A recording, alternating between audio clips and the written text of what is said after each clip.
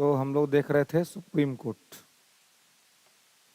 है ना, सर्वोच्च न्यायालय।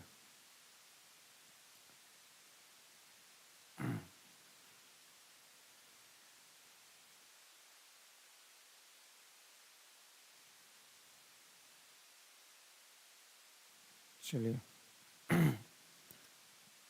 तो सुप्रीम कोर्ट के बारे में हम लोग क्या देखे थे कल?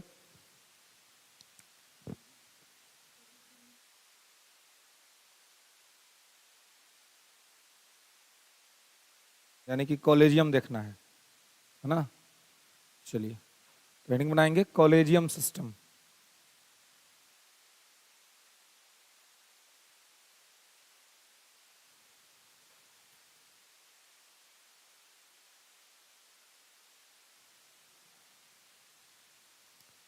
कॉलेजियम सिस्टम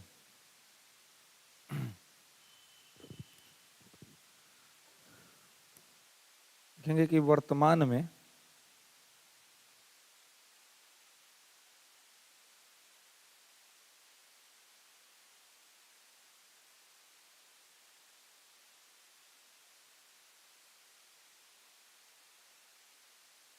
ठीक है,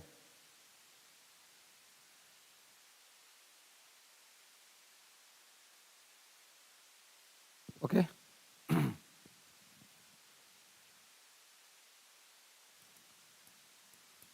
तो सुप्रीम कोर्ट में कॉलेजियम सिस्टम तो लिखेंगे कि वर्तमान में भारतीय न्यायिक व्यवस्था में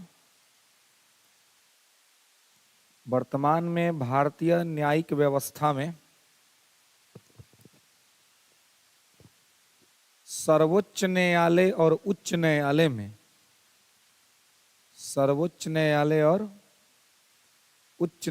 में न्यायाधीशों की नियुक्ति की प्रक्रिया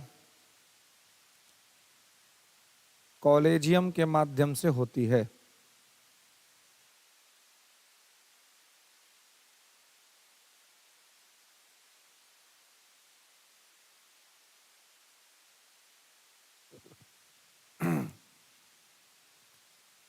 ठीक है,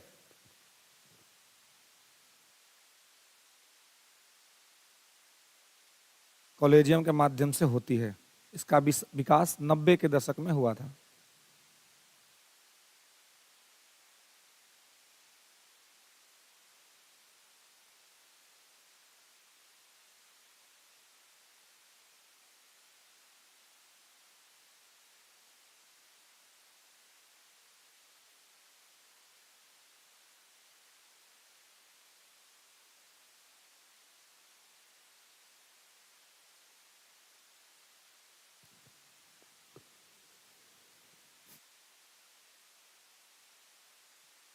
सर्वोच्च न्यायालय में 90 के दशक से ये प्रोसेस जो है सो चल रहा है। लिख लेंगे कि present time supreme court and high court judicial appointment process at present time supreme court and high court judicial appointment process completely depends on collegium system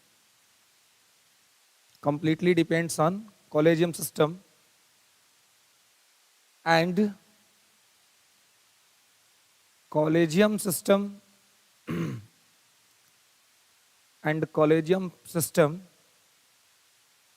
started in 1993 with second judicial case.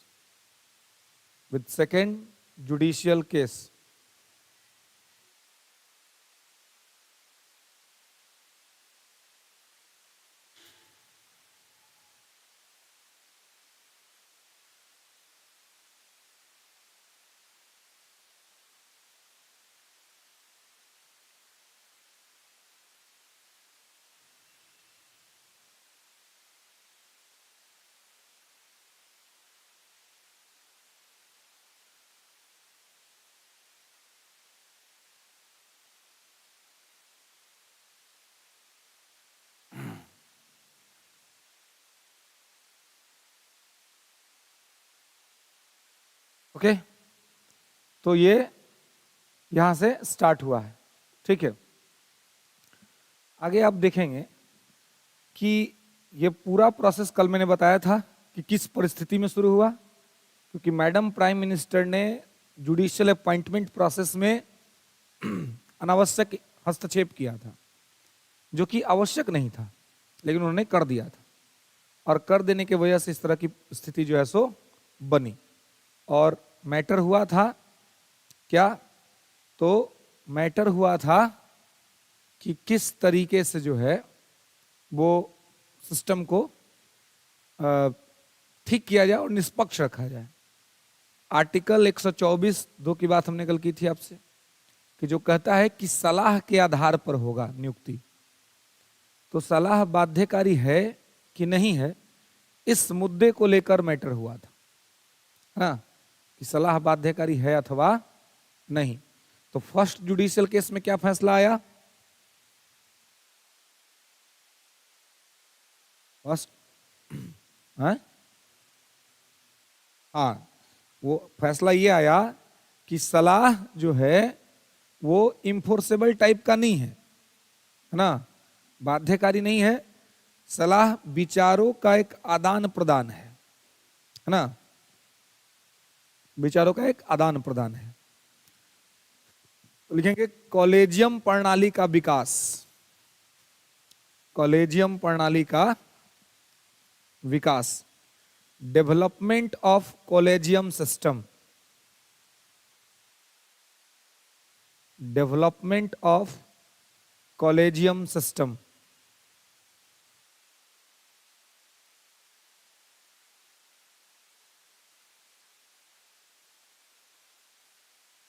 Development of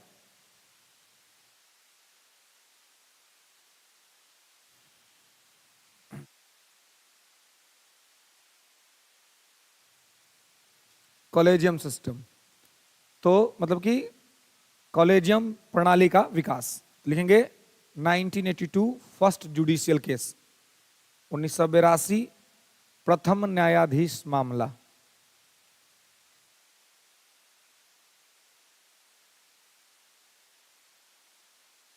प्रथम न्यायाधीश मामला।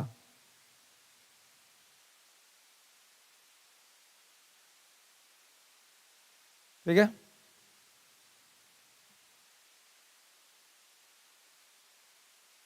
अब देखिए, अब इसमें क्या हुआ। First judicial case हुआ, प्रथम न्यायाधीश मामला। तो प्रथम न्यायाधीश मामले में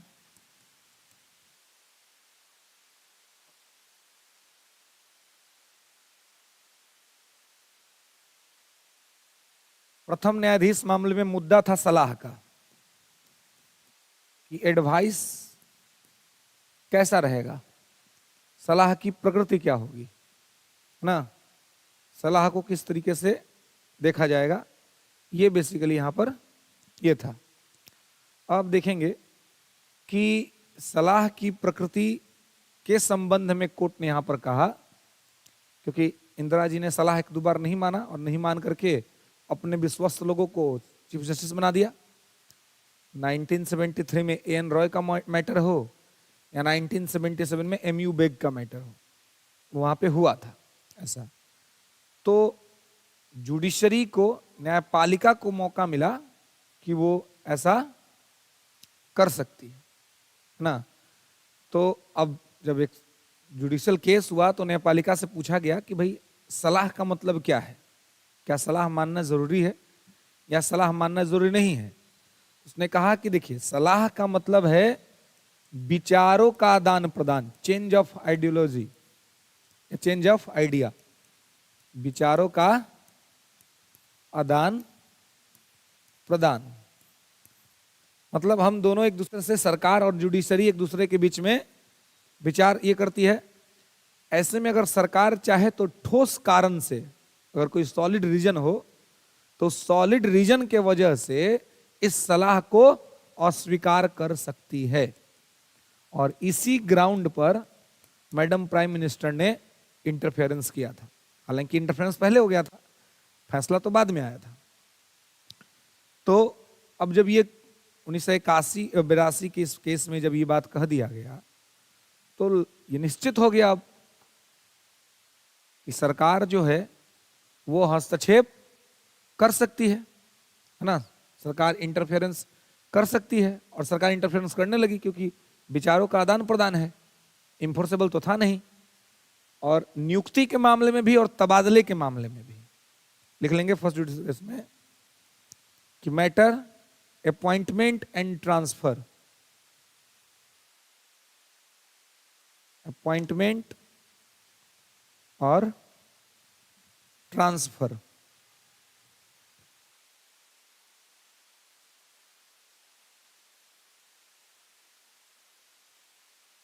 अपॉइंटमेंट और ट्रांसफर,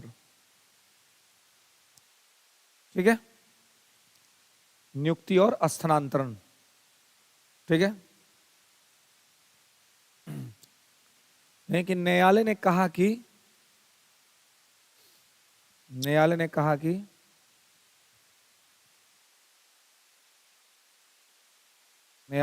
कि सलाह विचारों का आदान प्रदान है, सलाह विचारों का आदान प्रदान है, सरकार पर बाध्यकारी नहीं, सरकार पर बाध्यकारी नहीं, ठोस कारणों से, ठोस कारणों से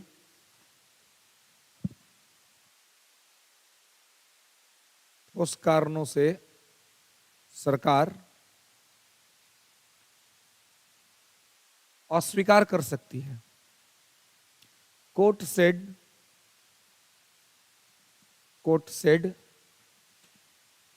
advice only interchange the idea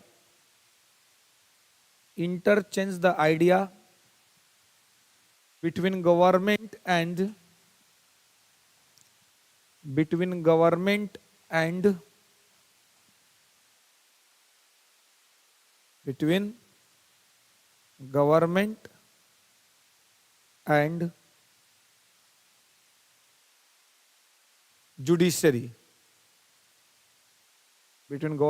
judiciary, and advice is not enforceable on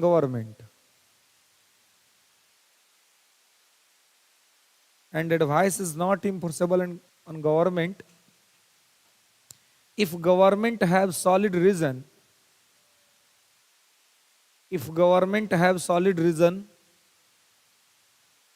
then reject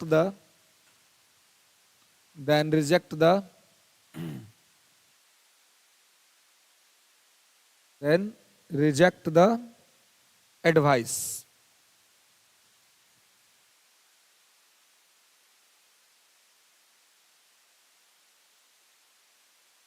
okay, clear है? अब देखिए कि यहां पर ये किस तरह की परिस्थितियां और स्थितियां बनती हैं कि यहां पर अब ये वर्डिक्ट ने क्या स्पष्ट कर दिया कि जुडिशियल अपॉइंटमेंट पर एग्जीक्यूटिव का डोमिनेंस रहेगा। कर दिया ना? बात समझ में आ रही है? नहीं समझ में आया? है? नहीं आया समझ में? लिख लो कोची है, लिख लो तो नहीं समझ में लो। कल है गायब रहो क्लास से, ठंडा ज्यादा लग रहा था कल है, कल ठंडा ज्यादा लग रहा था, तो क्या था, सो रह गए थे क्या जी? समझ में आया बात? अब कोई नहीं कहेगा कि नहीं समझ में आया है? सब बात तो लिखिए लिए जी, तो समझ में इसमें क्या नहीं आया?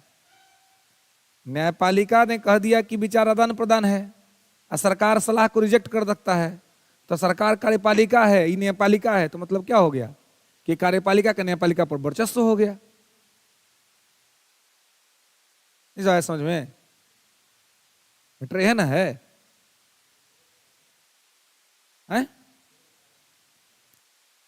जब पहले ही हो गया कि सलाह बाध्यकारी नहीं, तो ठोस कारण कुछ ही होता है।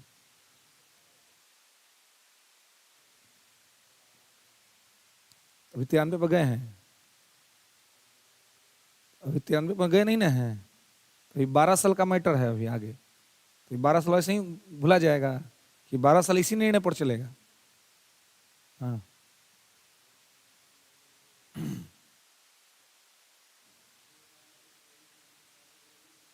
क्या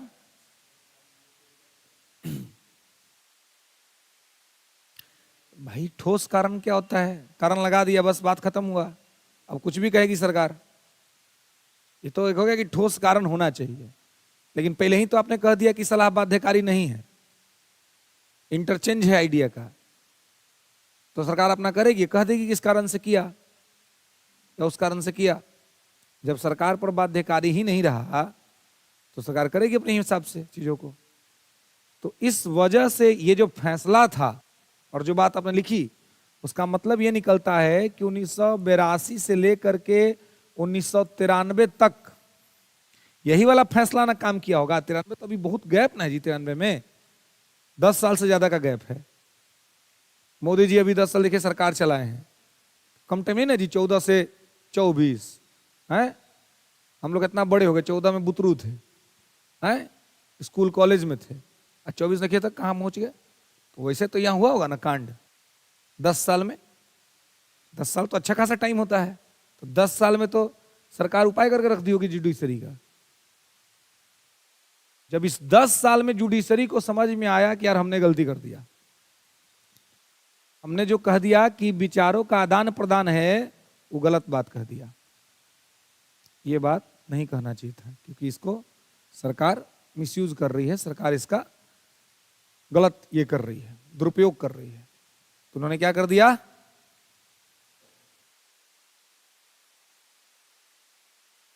तब इन्होंने कहा कि हम अपनी ही मैटर को रिव्यू करेंगे। और फिर आ गया सेकंड जुडिशियल केस, द्वितीय न्यायाधीश मामला। आगे लिखेंगे सेकंड जुडिशियल केस।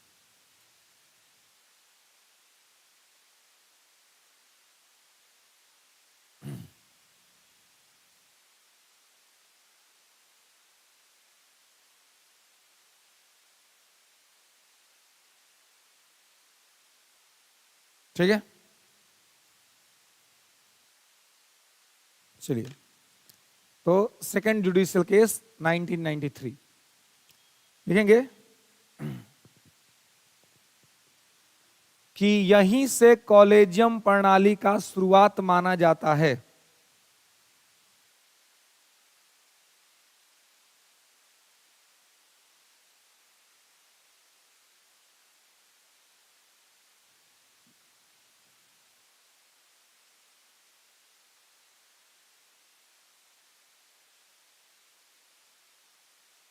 यहीं से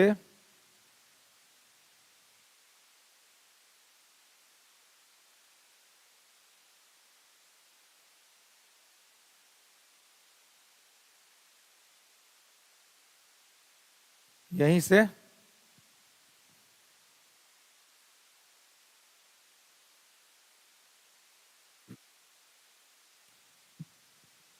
कॉलेजियम प्रणाली का शुरुआत माना जाता है। ठीक है, कॉलेजियम सिस्टम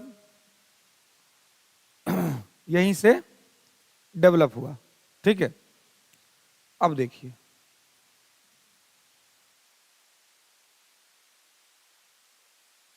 अब आप देखिए कि जब इस तरह की चीजें यहां पर होती हैं तो क्या होता है। अब कोर्ट को लग गया कि भाई अगर हम कंट्रोल नहीं किए तो हमारा उपाय कर देगी सरकार। कोर्ट ने जब ये कोर्ट यहां पे कही थी कि भाई विचारों का आदान प्रदान है, अब कोर्ट ने कहा कि विचारों का आदान प्रदान नहीं, और सलाह केवल सुनने का नहीं, सलाह बाध्यकारी है मानने का। It's enforceable on government. सीधे यू टर्न लिया कोर्ट ने, और यही यू टर्न कॉलेजियम प्रणाली का बैकग्राउंड तैयार किया, और यहीं से कॉलेजियम शुरू हो गया। अब कोर्ट ने कहा कि हम जो कहेंगे वो मानना है, अपनी मर्जी से नहीं चलेगा। लिखेंगे कि इस निर्णय में न्यायालय ने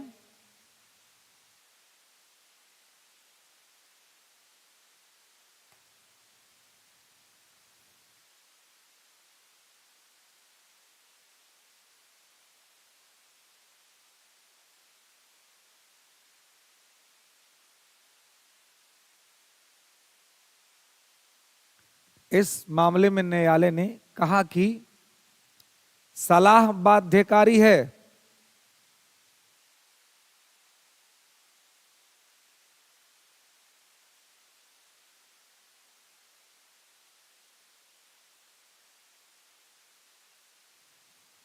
सलाह बाध्यकारी है। In this matter court said advice is enforceable on government.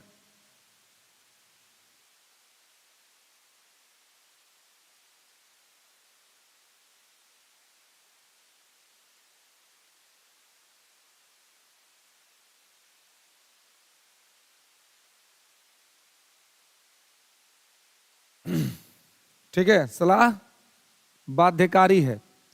लेकिन अब ये सलाह कैसे बाध्यकारी होगा? लेंगे कि chief justice of India, Bharat के मुख्य न्यायाधीश और 2 अन्य वरिष्ठतम न्यायाधीश, चीफ जस्टिस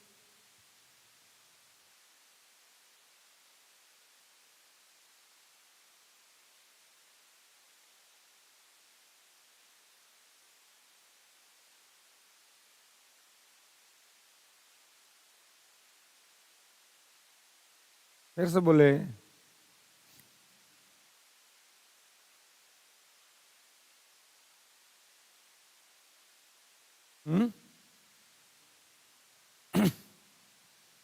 लिखिएगा कि भारत के मुख्य न्यायाधीश और 2 अन्य वरिष्ठतम न्यायाधीश का सलाह, chief justice of India and 2 senior most जज ऑफ द सुप्रीम कोर्ट,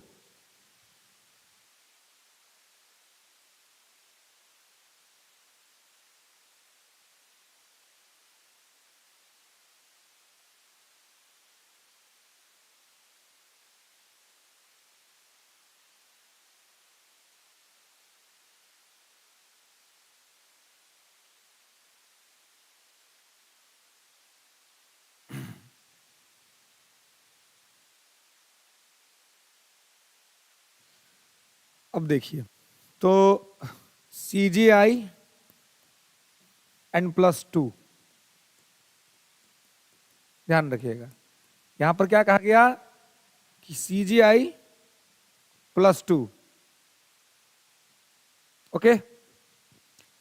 तो CGI+2 मतलब चीफ जस्टिस ऑफ इंडिया और 2 वरिष्ठ न्यायाधीश। ये लोग अब कोई सलाह भेजेगा सरकार को तो सरकार इनके सलाह को रिजेक्ट नहीं कर सकती है। अब कंपल्सरी कि इसमें 3 आदमी होना चाहिए। क्लियर है?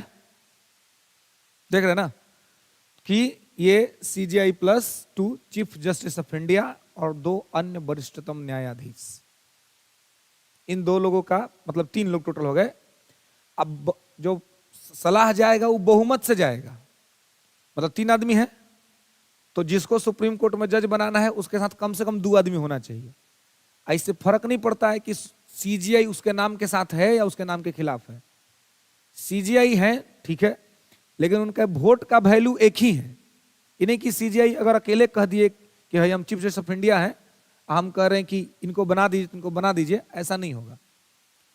चीफ जस्टिस के वोट का वैल्यू भी एक ही है, बाकी 2 न्यायाधीश हैं उनके वोट का वैल्यू भी एक ही है। दोनों का जो वोट का वैल्यू है वो एक ही है, समान है, वोट में अंतर नहीं है। क्लियर है? समझ रहे हैं? तो यहां पर इसको आपको ध्यान रखना है, याद रखना है। लिख लेंगे कि सलाह बहुमत के द्वारा सरकार के पास जाना चाहिए।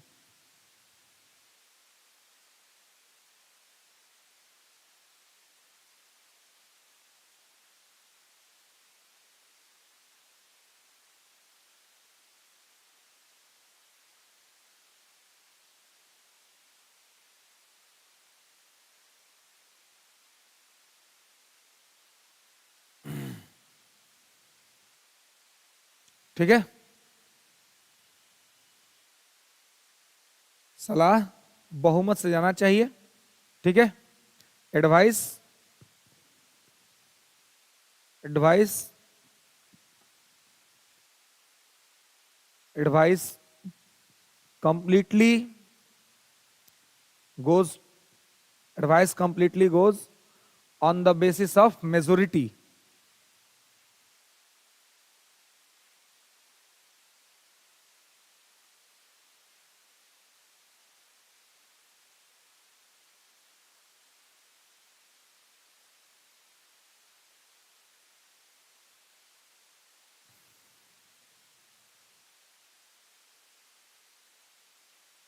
ठीक है, चलिए अब यहां पर इसको आपको ध्यान रखना है। लेकिन अब देखिए, तो यहां पर दो जज, तीन जज का मैटर था, है ना, जहां पे ये बात कहा गया इस तरह से। लेकिन आगे आप देखेंगे तो क्या हो गया, और इसमें लोगों की संख्या बढ़ाई गई, क्योंकि इसके बाद फिर हुआ थर्ड जुडिशियल केस, तृतीय न्यायाधीश मामला। ठीक है, आगे लिखेंगे थर्ड जुडिशियल केस।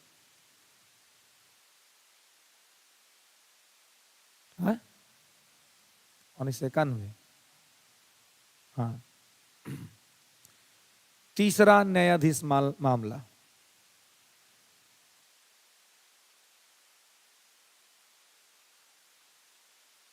अब देखिए इसमें क्या हुआ,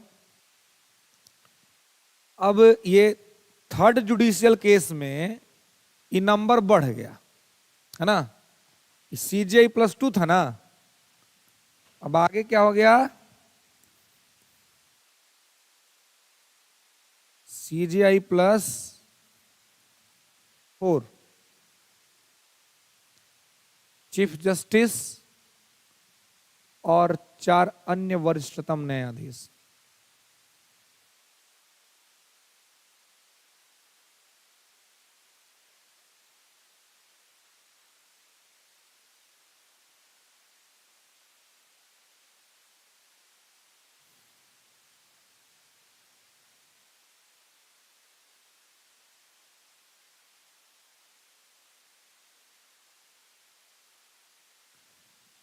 तो CJI +4, chief justice of India और भारत के 4 अन्य वरिष्ठतम न्यायाधीश सुप्रीम कोर्ट के। ठीक है, इसमें बेसिकली अब क्या कहा गया, तो इस थर्ड जुडिशियल केस में कहा गया कि कॉलेजियम अब यहां तक नहीं रहेगा, अब इसमें 5 जज होंगे। और सुप्रीम कोर्ट में यदि किसी को जज बनाना है तो यही 5 जज जो हैं वो सिफारिश भेजेंगे, और अब इन 5 जजों में बहुमत होना चाहिए। तो 5 जज में बहुमत कितना पर आएगा, 3 पर आएगा। मतलब कि अगर मान लीजिए कि A, B और C 3 लोग का नाम रिकमेंड हो रहा है सुप्रीम कोर्ट में जज बनने के लिए, तो जब कॉलेजियम ये रिकमेंडेशन भेजेगी तो किस तरह से भेजेगी, तो आप देखेंगे कि यह जो रिकमेंडेशन भेजा जाएगा वो रिकमेंडेशन पहले कहां जाएगा, तो ये रिकमेंडेशन जो है CJI +4 का जो रिकमेंडेशन है ये जाएगा कानून मंत्री के पास, जो आपके लीगल मिनिस्टर हैं उनको जाता है। लीगल मिनिस्टर के माध्यम से ये कागज चला जाता है प्राइम मिनिस्टर के पास, और फिर प्राइम मिनिस्टर के माध्यम से चला जाता है राष्ट्रपति के पास। तो इसमें यही देखा जाता है कि जो नाम भेजा गया है उस नाम के साथ बहुमत है कि नहीं। से मान लीजिए कि A के नाम के साथ 5 लोग हैं, तो ए का तो बनना निश्चित है क्योंकि इसको तो फुल मेजोरिटी मिल गया। बी के नाम के साथ 3 लोग हैं, इसका भी बनना निश्चित है क्योंकि बहुमत इसके साथ है। लेकिन सी के नाम के साथ 2 ही लोग हैं और 3 लोग कॉलेजियम के इसके विरोध में खड़े हो गए। अभी नहीं बनेगा, नाम इसका भी जाएगा, बाकी जो 2 लोग हैं वो भेजेंगे नाम इसका, लेकिन वहां सरकार देखेगी अरे इसके नाम के साथ तो बहुमत ही नहीं है, इसको छांट देगी। मतलब सरकार उसी नाम को मानने के लिए बाध्य है जिस नाम के साथ बहुमत हो। समझ रहे? जिस नाम के साथ बहुमत हो, मेजोरिटी हो। समझ रहे? तो ये चीज है यहां पर, और आपको इसको ध्यान रखना है, याद रखना। ठीक है कि बहुमत के नाम को मानने के लिए ही बाध्य है, दूसरा कोई बात यहां नहीं है। ओके, क्लियर है? कोई दिक्कत? हाँ जी, कोनो नहीं बनते हो, कोनो नहीं बनते तो हाँ, तो सरकार को बहाना मिल जाएगा कि तोरा आपस में राय नहीं है तो हम तोरा बात के लिए मानेंगे। ये लोग भी तेज है, बहुमत जुटा के तब भेजता है कि सरकार को छाटने का कोई बहाना ना मिले, है ना। अगर ये लोग आपस में बढ़ जाए तो सरकार को तुम फिर मैटर मिल जाएगा कि यार तुमको आपस में ही राय नहीं है, हम क्यों माने तुम्हारा सलाह, सरकार फाइल कैंसिल कर देगी। इसलिए इन लोग की जरूरत है कि भाई ये लोग बहुमत से ये भेजे। ये अब समझ में आ गया ना? कॉलेजियम सुप्रीम कोर्ट में ऐसे ही नियुक्ति होता है जजों का।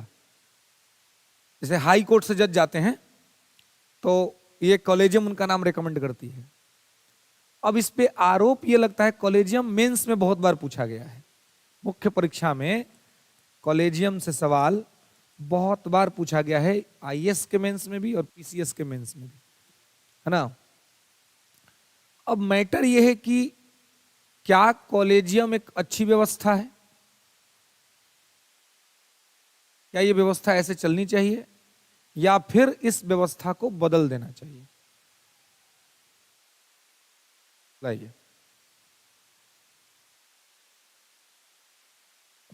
बोलिए।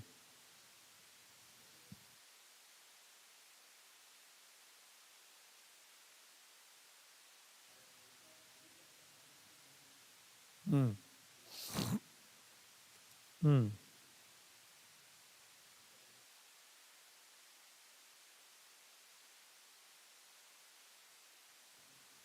हम्म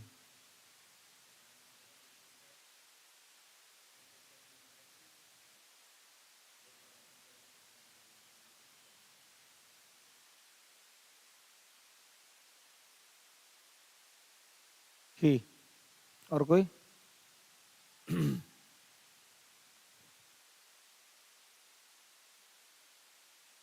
जी,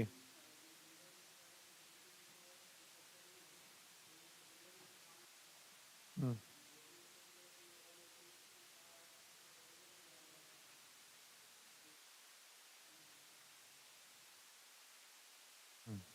ठीक है, और कोई?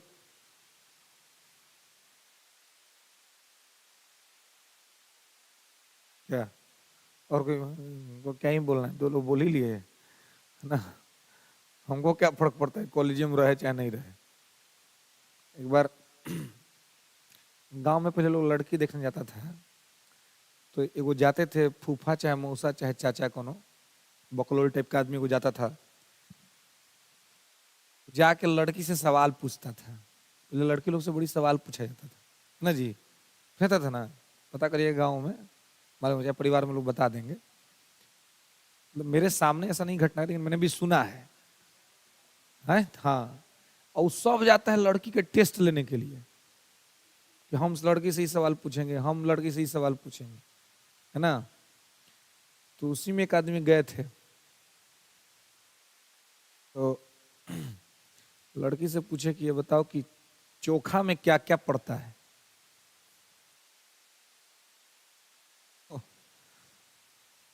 लड़की कहे कि यार तो सिंपल सा सवाल पूछ दिया ही, चोखा में क्या पड़ती, तो कोई बना देगा नॉर्मल चोखा, है ना।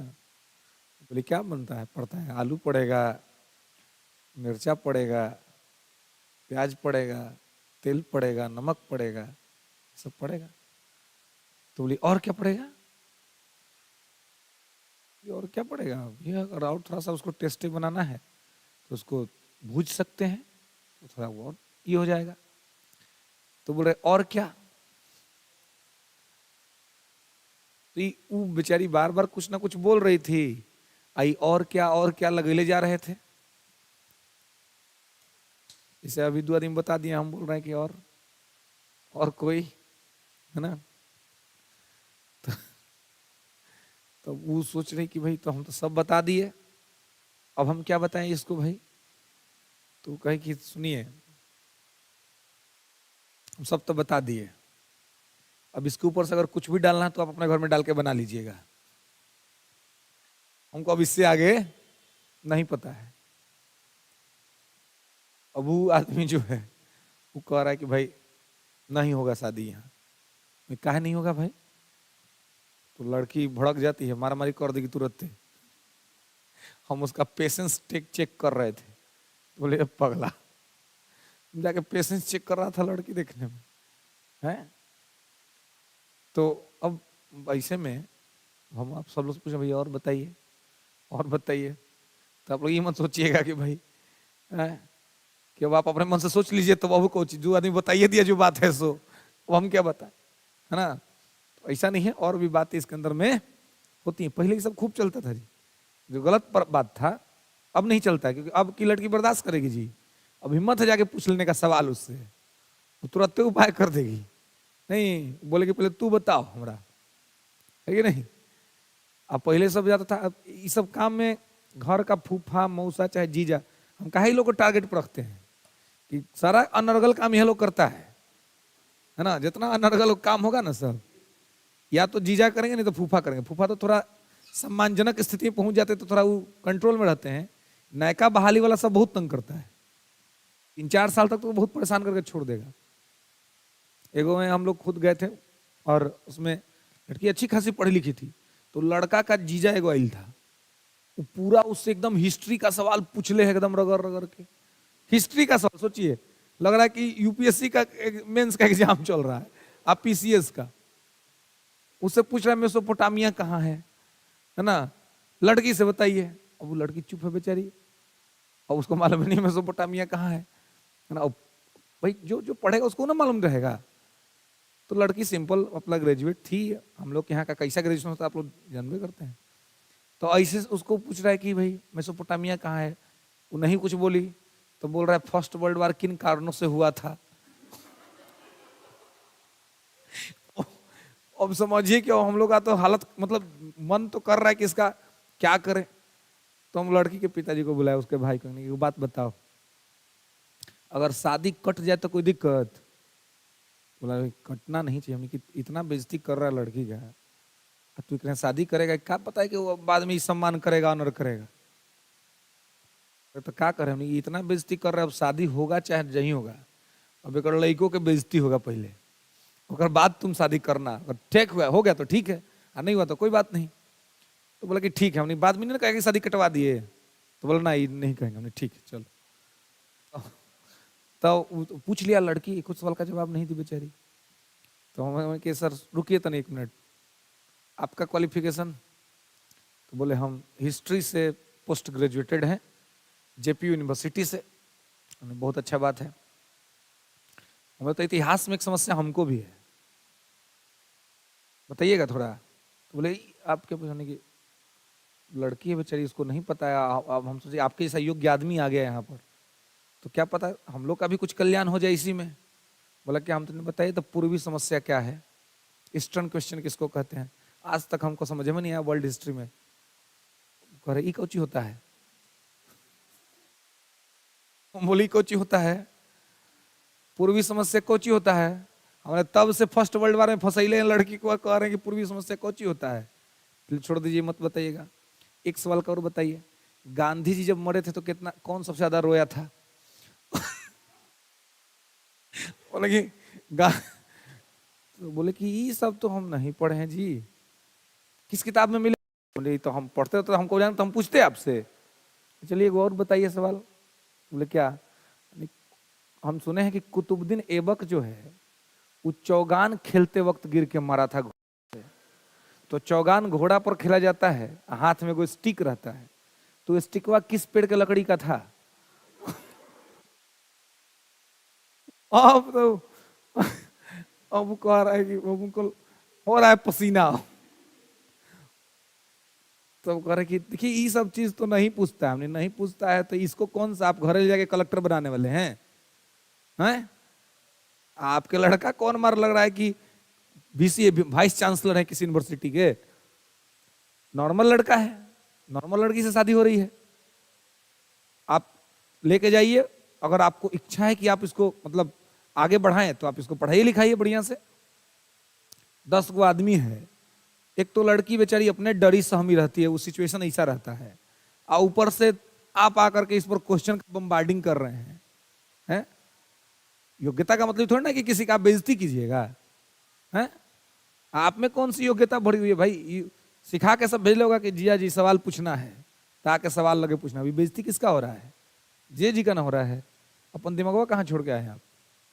है? फिर चल गया गया सब, नहीं नहीं होगा शादी, नहीं होगा तो बढ़िया है। अभी तो शादी से पहले इसका ही दशा है। अगर शादी हो गया तो जी जाई तो बराबर इसके घरे आएगा, ऐसा सवाल नहीं बताइए तो बराबर इसको टोंट मारेगा, तो बराबर इसको परेशान करेगा। तो ऐसा घर में क्या लड़की का शादी करेंगे भाई, जहाँ का कंट्रोल बाहर का आदमी संभालता हो? पहले बात तो अपने घर का कंट्रोल अपने हाथ में, कोई जीजा फूफा मौसा के हाथ में नहीं। हमारा शादी है, चाहे हमारा घर है, डिसीजन हमारा होगा, हमारे माँ का होगा, हमारे पिता का होगा, हमारे भाई का होगा। आप पूरा इतिहास उठा के देख लीजिए, कहीं भी परिवार अगर बर्बाद हुआ है तो बाहर वालों की वजह से हुआ है। वो चाहे रामायण में प्रभु श्री राम को वनवास हो तो मंथरा कारक बनी, महाभारत में अगर महाभारत हुआ तो शकुनी कारक बना। तो कहीं भी आप देखेंगे, और वर्तमान के पृष्ठभूमि में आप टीवी भी खोलिए और सीरियल्स देखिए तो आप उठाइए तो देखिए कोई ना कोई फुआ होगी, कोई ना कोई चाची होगी, कोई ना कोई बहन होगी जो वहां से आके यहीं बस गई है।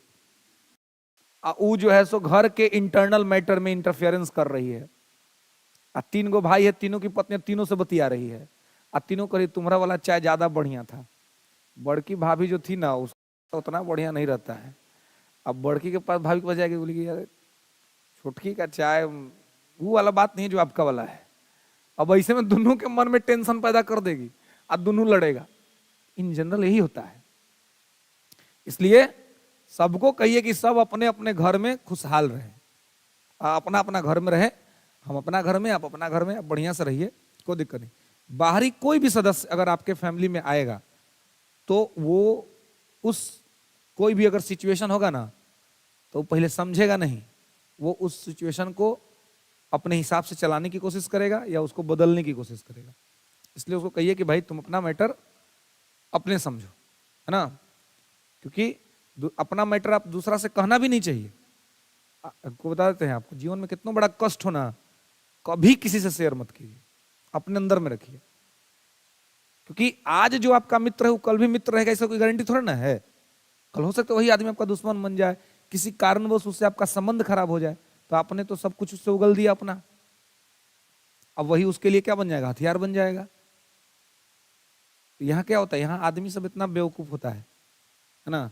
आदमी सब थोड़ा कम, लड़की सब ज्यादा होती है इस मैटर में। अपना पूरा राज 2 मिनट में उगल रख देगी। हाँ हमारे पापा ना ऐसे हमको एक दिन बोले थे, हमारी मम्मी ऐसे बोली थी, हमारा ऐसे हुआ था परिवार में एक बार।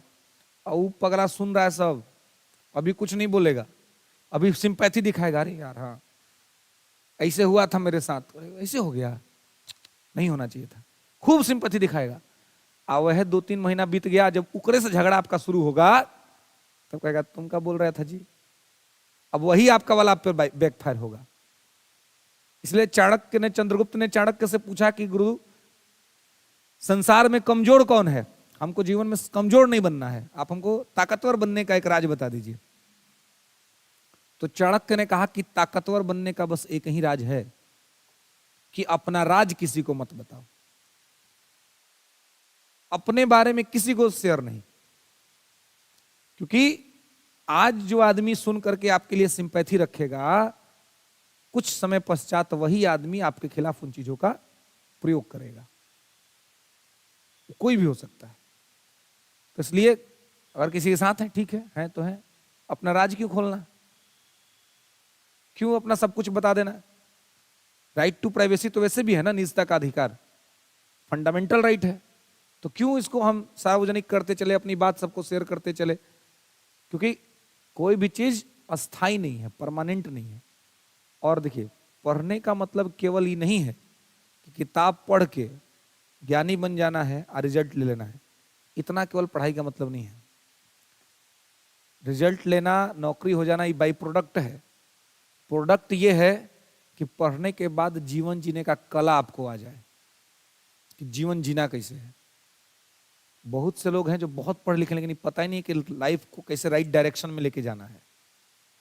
इस वजह से वो है बहुत पोजीशन पे अच्छे, लेकिन जीवन में शांति नहीं है, जीवन अशांत है, जीवन में तनाव है, क्योंकि जीवन को चलाने नहीं आ रहा है कि लाइफ को हम कैसे चलाएं। आप अपने जीवन के ड्राइवर हैं, और नशा वाला ड्राइवर अगर गाड़ी चलाएगा तो गाड़ी रोज एक्सीडेंट करेगा कहीं ना कहीं। और वही अगर ऐसा ड्राइवर है जो अपने गाड़ी को बहुत अच्छे से चला रहा है, बढ़िया से समझ के चला रहा है, क्या करेंगे नहीं करेंगे कैसे करेंगे, तो उसका लाइफ ठीक ठाक चल जाएगा। कहाँ पर चुप रहना है, कहाँ पर बोलना है, कहाँ पर निकल जाना है, छोड़ो भाई आज मूड नहीं है। तो ये सब अगर एक सही ड्राइवर है तो उसको पता है ना। लेकिन अगर ड्राइवर ही ऐसा है जिसको कुछ पता नहीं है, मुन्ना भैया जैसा ड्राइवर है ना, मिर्जापुर वाले, तो वो तो भाई किसी को ठोक देंगे, है ना। दूसरा के ब्याह में दूसरा के दुल्हा को जाके मार दिया, बताइए। तो ऐसा ड्राइवर तो भाई दिक्कत कर देगा। तो है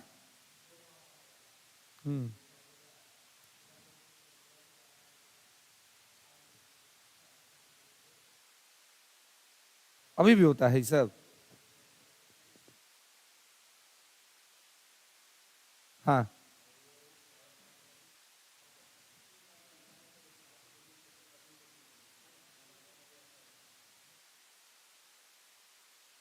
हम्म हम्म अभी भी होता है ये सब।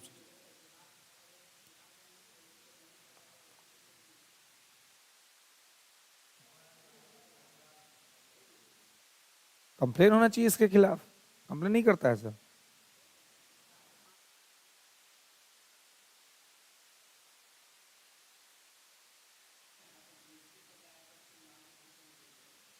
हम्म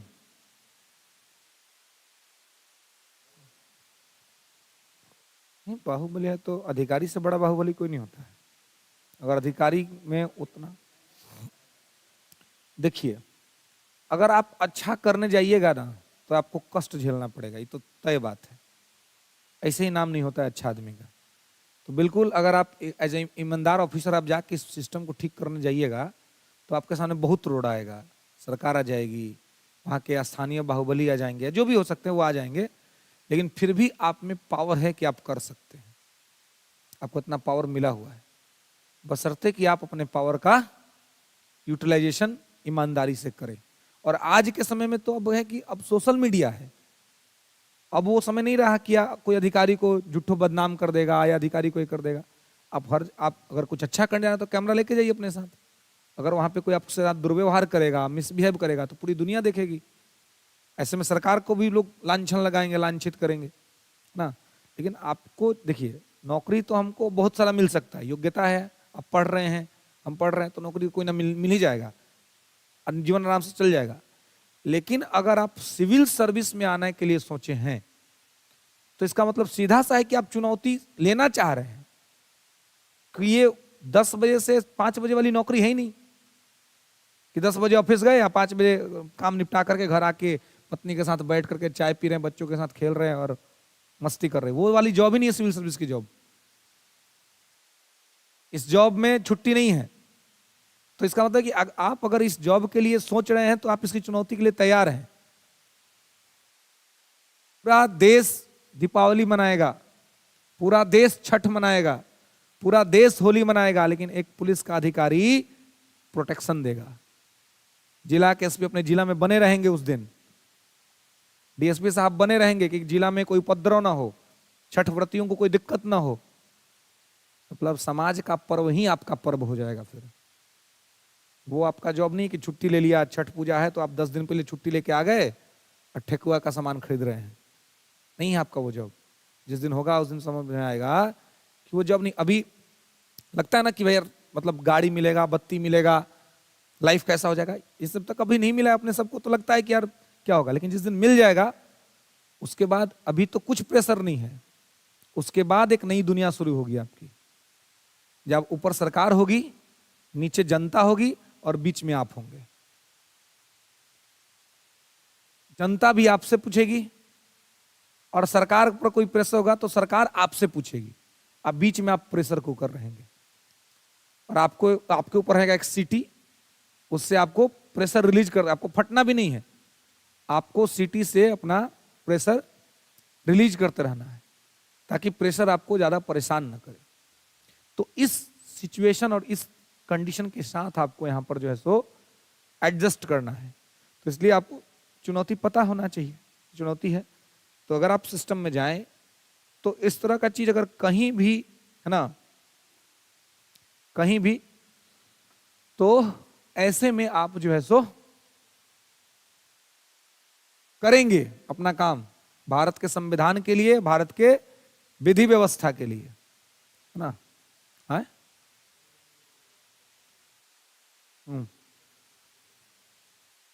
मतलब छोड़िए, वो लोग तो एक्टिंग करते हैं, वो तो एक्टिंग है ना, वो लोग तो एक्टिंग कर रहे हैं। रियल लाइफ के हीरो जब सिलेक्ट होंगे तो आप लोग होंगे, या जो हैं हमारे सिस्टम में वो लोग हैं। वो तो एक्टिंग करके पैसे कमा के गए, उनको डिसएडवांटेज नहीं झेलना। आपको डिसएडवांटेज, उनका 3 घंटा में मैटर खत्म हो जाता है, आपका मैटर 65 साल चलता है। 65 बूढ़े होइएगा तब तक आपका मैटर चलेगा, है ना। तो उन लोगों से अपना तुलना ही नहीं करना है। हाँ, अगर आपके जो आइडियल हो सकते हैं सुदीप लांडे, एसएसपी ना, मतलब वैसे लोग कि मतलब कितना भी परेशानी आ गई वो लोग हटे नहीं, है ना, डटे रहे। और जहां गए, जिस डिपार्टमेंट में गए, ठीक कर दिया उसको। अभी देखिए कल इस्तीफा हो गया आईएएस साहब का, के पाठक जी का, लेकिन के पाठक का नाम और काम कोई भूलेगा जी? है? रंजीत सर इससे पहले थे, फर्स्ट फेज वाला जो एक बार हुआ था ना, वो प्राथमिक वाला डायरेक्टर थे उसमें, और रंजीत सर ने भी बेहतरीन काम किया था उसमें। उस समय के जो शिक्षक सब रहे थे वो लोग से आप पूछिएगा, शिक्षक लोग का ग्रुप है, उसमें न्यूज चल रहा है कि ऐसे ही रंजीत सर को भी हटाया गया था। हाँ, तो उससे पहले तो रंजीत सर बेहतरीन काम किए थे उस शिक्षक भर्ती में। गांव के सुदूर लोगों को, मतलब जो एलिजिबल लोग थे, उनको नौकरी मिली थी, है ना। लेकिन डायरेक्ट, हाँ, सीधे कम्युनिकेट करते थे अभ्यर्थी से और सबको यह मतलब नौकरी मिली थी। लेकिन जब इतना ट्रांसपेरेंसी के साथ इतना बढ़िया से काम करने लगे तो अचानक से हटा दिया गया तुरंत कि हाँ, कि भाई तो सारा लोकप्रियता यही लेके चल जाएंगे। अधिकारी को सब झेलना पड़ता है। के पाठक साहब को इतना इनको प्रेशर कर दिया गया कि इस्तीफा आ रहा है न्यूज ने कि दे दिए, दिलवाया गया है, इसको कहते हैं दिलवाया जाना है। हाँ, लेकिन वो अपना पूरा प्रोसेस जो है सो ये है। हाँ, मतलब आप समझिए कि कितना चुनौतीपूर्ण नौकरी है। तब यार मतलब शिक्षा में जो आदमी काम किया, अब कुछ लोग कह रहे हैं कि छुट्टी रद्द कर दिए के पाठक ने, तो क्या दिक्कत है छुट्टी रद्द कर दिए तो? आप गांव में रह करके, अपने स्टेट में रह करके सरकारी नौकरी, आज 10 बजे से लेकर 3 बजे तक का नौकरी है, इतना बढ़िया नौकरी आपको मिल गया, आपको छुट्टी चाहिए? किस बात का छुट्टी? अब पढ़ाइए स्कूल में बैठ करके बच्चा सबको बढ़िया से, है ना।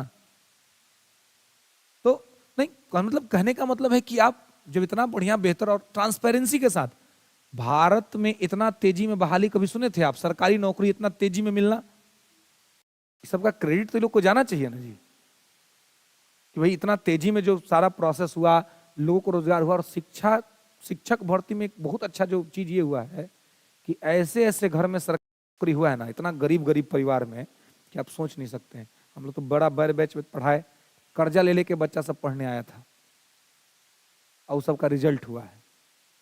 तो आप सोच सकते हैं कि कैसा घर में सरकारी नौकरी गया है इस शिक्षक भर्ती की वजह से, कहीं ना कहीं वरदान बन के आया है।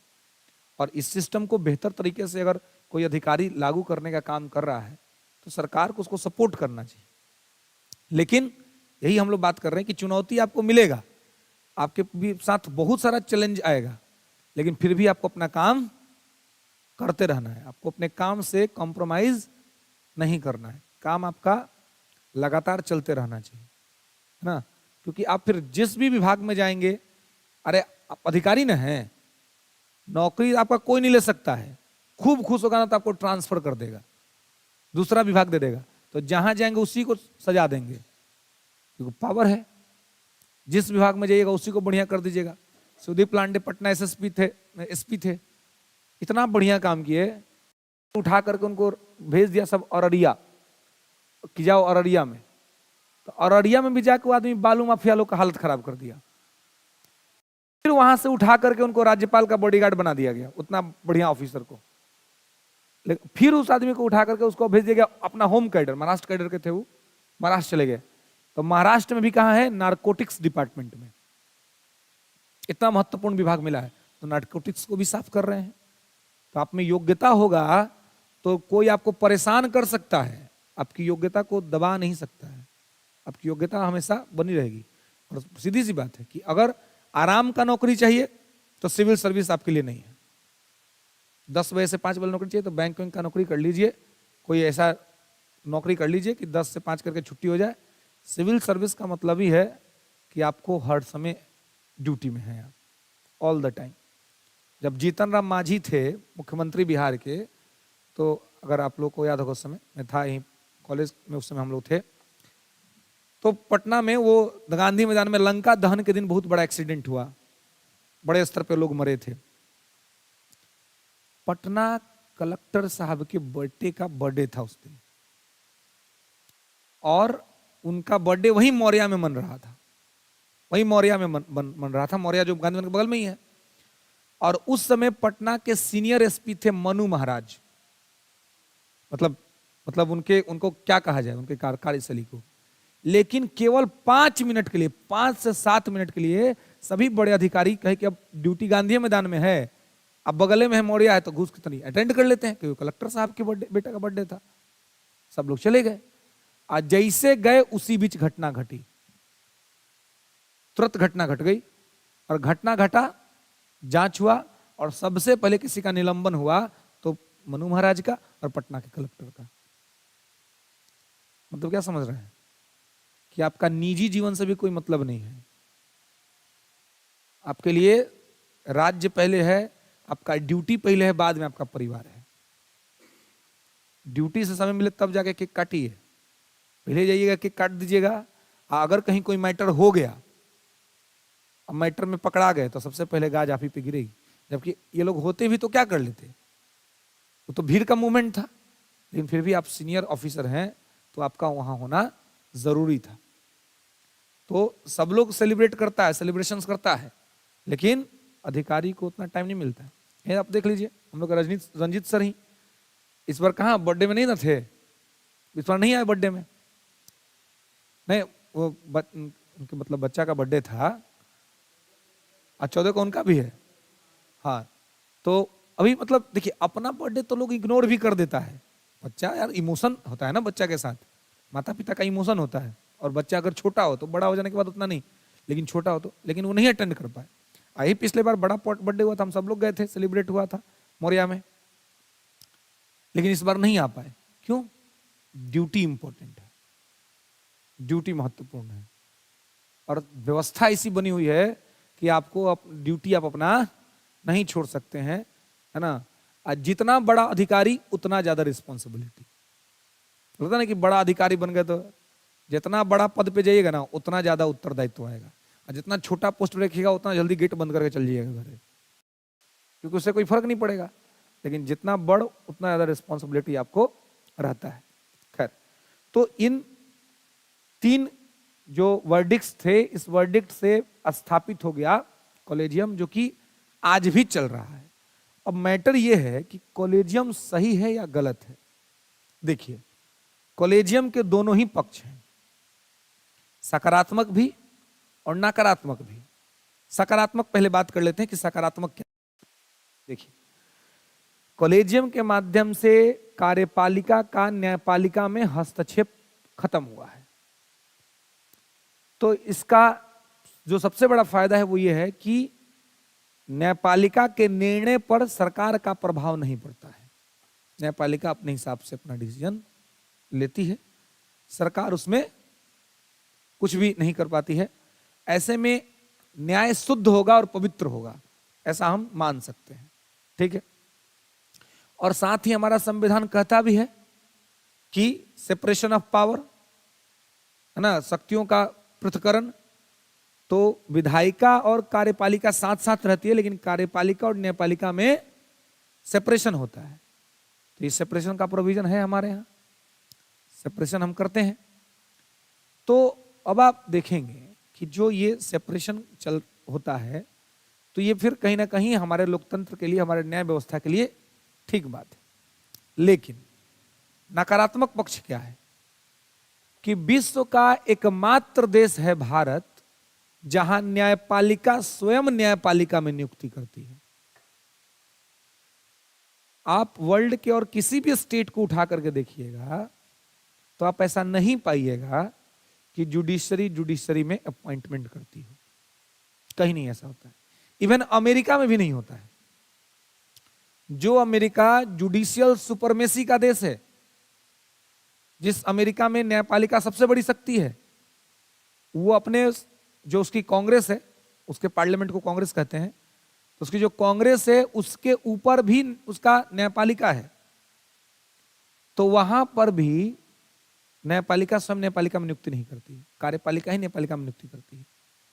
तो इससे एक वक्त है कि न्यायपालिका निरंकुश हो सकती है, न्यायपालिका को निरंकुश होने का चांस हो सकता है। दूसरा बिंदु क्या है? भाई भतीजावाद, जिसका कि बहुत दिन से आरोप लग रहा है कि नेपोटिज्म हो रहा है। तो आप सोचिए कि सुप्रीम कोर्ट में ये जो जजेज हैं, 4 जजेज और एक हमारे सीजीआई, तो अब ऐसा आरोप लगता है कि अब ये लोग जिसको चाहेंगे वही सुप्रीम कोर्ट में जज बनेगा। तो इनका कोई रिश्तेदार, नातेदार, परिवार का आदमी, 25 हाई कोर्ट है वर्तमान में भारत में, तो उनमें में कहीं पे भी अगर जज है तो संभव है कि उसको पहले मौका मिल जाएगा, क्योंकि यहां इनकी मर्जी ही चलनी है, सरकार कुछ करेगी नहीं। तो ये अपने ही किसी व्यक्ति को नाम रिकमेंड कर देंगे।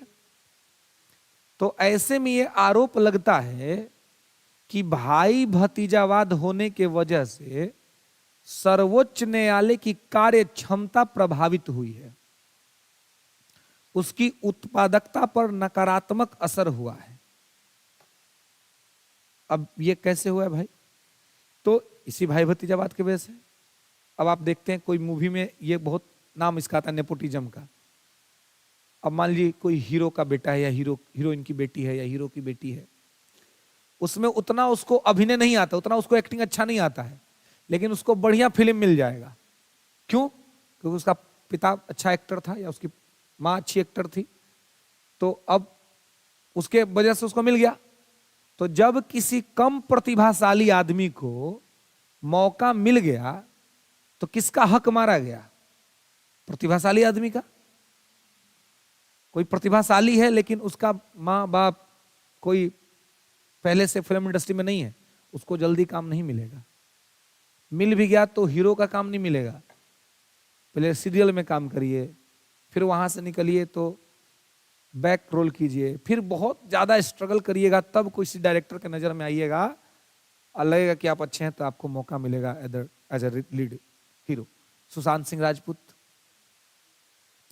इतना स्ट्रगल किया इस आदमी ने, और करने के बाद अपनी एक पहचान बनाई, इंडिपेंडेंटली अच्छा करियर बनाया। लेकिन वही है कि जब सामान्य घर का बच्चा जब इस तरह का काम करता है, बड़े लोगों के बीच में अपना स्थान बना लेता है, तो वो नजरों पे चढ़ जाता है। कॉलेजियम पर भी यह आरोप लग रहा है। अब मुद्दा यह है कि जब 1973 का एएन रॉय का मैटर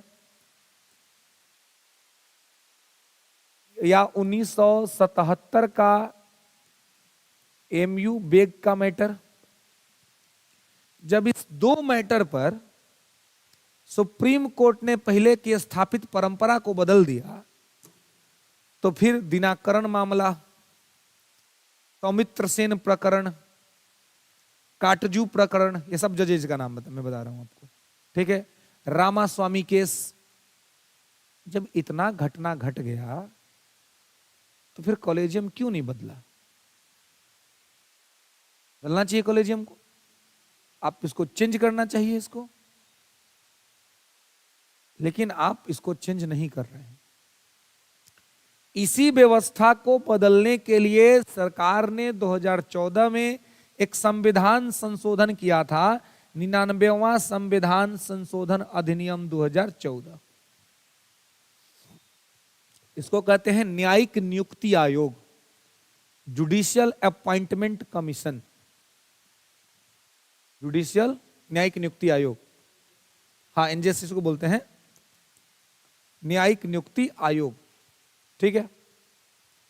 सरकार ने कहा कि भाई ये मोदी गवर्नमेंट जो 14 में आई थी, आने के साथ ही इन्होंने ऐसा एक प्रपोजल तैयार किया था। तो यह जब इस प्रकार से ये डेवलप हुआ ना, 99वां संविधान संशोधन अधिनियम 2014, तो इसमें किस प्रकार की चीजें हुई, तो आप देखेंगे कि इस अमेंडमेंट के तहत 99वां संविधान संशोधन अधिनियम 2014 के अंतर्गत जो व्यवस्था है उसको बदलने की कोशिश की गई कि भाई कॉलेजियम से नहीं, एक कमिटी बना देंगे, उसमें सरकार के भी लोग होंगे, जुडिशरी के भी लोग होंगे, और दोनों मिल करके तय करेंगे कि सुप्रीम कोर्ट में जज कौन होगा। तो सुप्रीम कोर्ट ने क्या किया? सुप्रीम कोर्ट ने 99वां संविधान संशोधन अधिनियम 2014 को इनवैलिड डिक्लेयर कर दिया, अवैध घोषित कर दिया, और यह कह दिया कि it's a violation of basic structure of the constitution. Kesavananda Bharati case में जो मूल संरचना का जो कंसेप्ट दिया गया था उसको आधार बना दिया गया। तो ये सब क्या है? ये सब तो निगेटिव है ना। कॉलेजियम न्यायपूर्ण निष्पक्ष रूप से काम करना चाहिए। तो ये तो एक तो ये है कि ये जो जजेज हैं ये ट्रांसपेरेंट करे, इसको सार्वजनिक करे। अगर आप व्यवस्था नहीं बदल सकते तो कम से कम व्यवस्था को ट्रांसपेरेंट कर दीजिए, ताकि लोगों को क्वेश्चन करने का मौका न मिले। अगर आप कह रहे हैं कि बहुत अच्छा है, तो आप स्पष्ट तौर पे जो जो जज आप अपॉइंट कर रहे हैं उनकी योग्यता, उनकी क्वालिटी, किस आधार पर आपने किया, उसको सार्वजनिक कर दीजिए। लेकिन ये रिकमेंडेशन तो बंद लिफाफा में जाता है, उसको खोलिए, ट्रांसपेरेंट करिए। अगर आप नहीं बदलिएगा तो कम से कम। और मजेदार बात है कि जब इस केस की सुनवाई हो रही थी तो कोर्ट ने कहा कि हम मानते हैं कि कॉलेजियम में खामियां हैं। और जब आप मानते भी हैं और ठीक भी नहीं कर रहे हैं, ये कौन सी बात हुई? तो वही बात हुआ कि हम जान रहे हैं उधर गड्ढा है, लेकिन हम जाएंगे, है ना, हम गिर के देखेंगे कि क्या होता है, पैर टूटता है कि डांट टूटेगा कि पूरा बॉडी चल जाएगा अंदर। हम खुद जा करके, है ना, गांव में किस्सा कहा जाता है कि जो चल्हाक आदमी होता है ना, चल्हाक चल्हाक जिसको बोलते हैं ना, क्लेवर टाइप का आदमी, तो उसको 3 जगह लगता है। उसको कहां लगेगा? उसको 3 जगह लगेगा। पहले उसको पैर में लगेगा, फिर उसको हाथ में लगेगा, फिर उसको नाक में लगेगा। उपचार हो गया। चौथा कहां लगता है जी? मुंह में लगता है। तो कहने का मतलब है कि आप जब मान रहे हैं कि सिस्टम में खामी है तो सिस्टम को हटाइए ना भाई। कोई ट्रांसपेरेंट व्यवस्था लाइए। तो इस व्यवस्था को भी खारिज कर दिया। और एक बात और ध्यान रखेंगे कि इस व्यवस्था को खारिज करते वक्त कोर्ट ने कहा कि it's a violation of the basic structure of the constitution. अब जो चीज कॉन्स्टिट्यूशन में ही नहीं था वो बेसिक स्ट्रक्चर कैसे हो गया? क्योंकि कॉलेजियम का डेवलपमेंट तो 1993 में हुआ ना। आज संविधान बन गया था 26 नवंबर 1949 को, 26 को लागू हो गया। तो ये बेसिक स्ट्रक्चर का पार्ट कैसे हुआ? हाँ, बेसिक स्ट्रक्चर का पार्ट इस मामले में समझ सकते हैं आप, है ना, कि कोर्ट का ये भी कहना था कि इससे सरकार का इंटरफेरेंस बढ़ेगा फिर से न्यायपालिका में। तो ऐसे में जो पृथक्करण का सिद्धांत है वो वायलेट हो सकता है, जो पृथक्करण है। तो ये थोड़ा मान्य योग्य है कि ऐसा हो सकता है। लेकिन हमारे देश में जुडिशियल सुपरमेसी तो नहीं है ना। तो हम तो संतुलन पे ही चल रहे हैं, चेक एंड बैलेंस पे ही चल रहे हैं। तो अगर न्यायाधीशों को हटाने की प्रक्रिया संसद में प्रस्ताव पारित करके है तो न्यायाधीशों को नियुक्त करने की प्रक्रिया भी वैसे क्यों नहीं होनी चाहिए? क्या दिक्कत है उसमें? एक आध दो गलतियां जो हुई पीछे में, जो कि ठीक नहीं था, जो इंदिरा गांधी ने किया, लेकिन उस एक दो गलती की वजह से आप इतना बड़ा पर आरोप लग रहा है और आप इसको ठीक नहीं कर रहे हैं। इससे जस्टिस भी इंपैक्ट होता है और न्यायालय के प्रति लोगों के विश्वास में कमी भी होती है।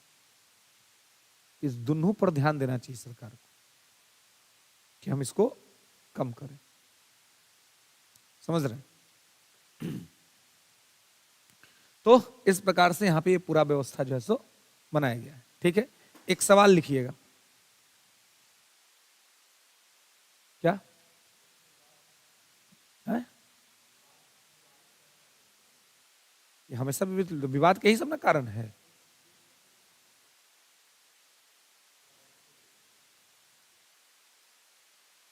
कहां पे विवाद हो गया?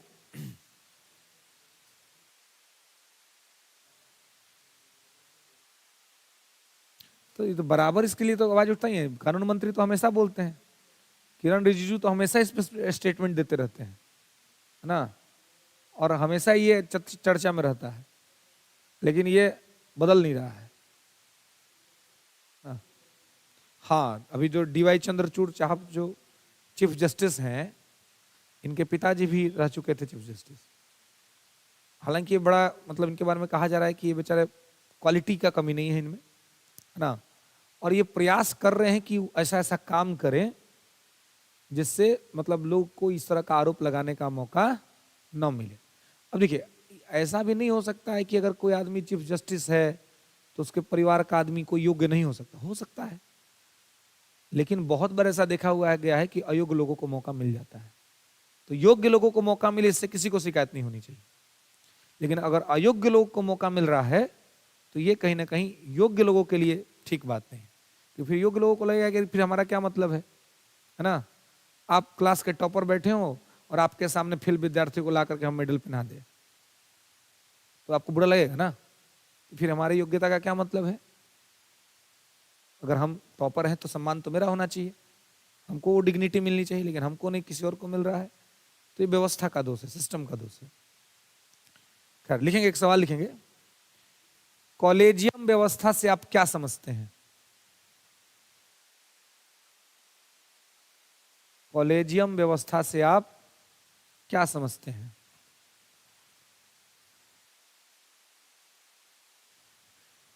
विवाद के कारणों को स्पष्ट करते हुए,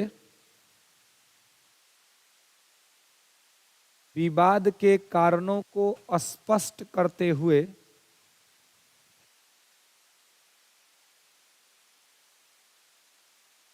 विवाद के कारणों को स्पष्ट करते हुए, अजय जी,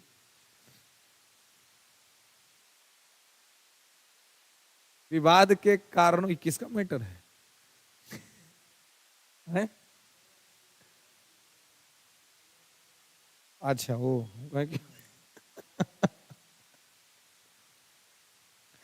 किसका मैटर है भाई? चलिए, तो विवाद के कारणों को स्पष्ट करते हुए यह बताएं कि विवाद के कारणों को स्पष्ट करते हुए यह बताएं कि कॉलेजियम न्याय योग्य है अथवा नहीं। कॉलेजियम न्याय योग्य है अथवा नहीं। ठीक है,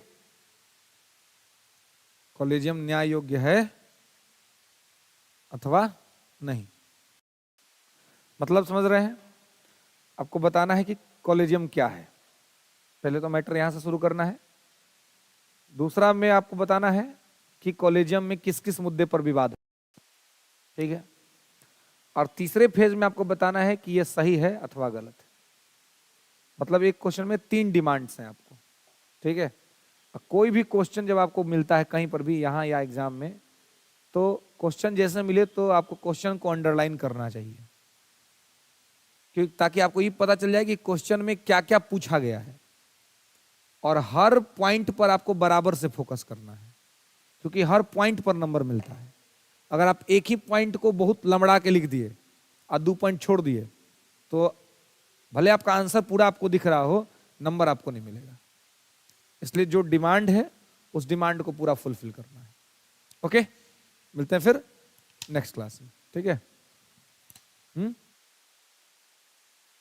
हाँ, लॉन्ग क्वेश्चन है।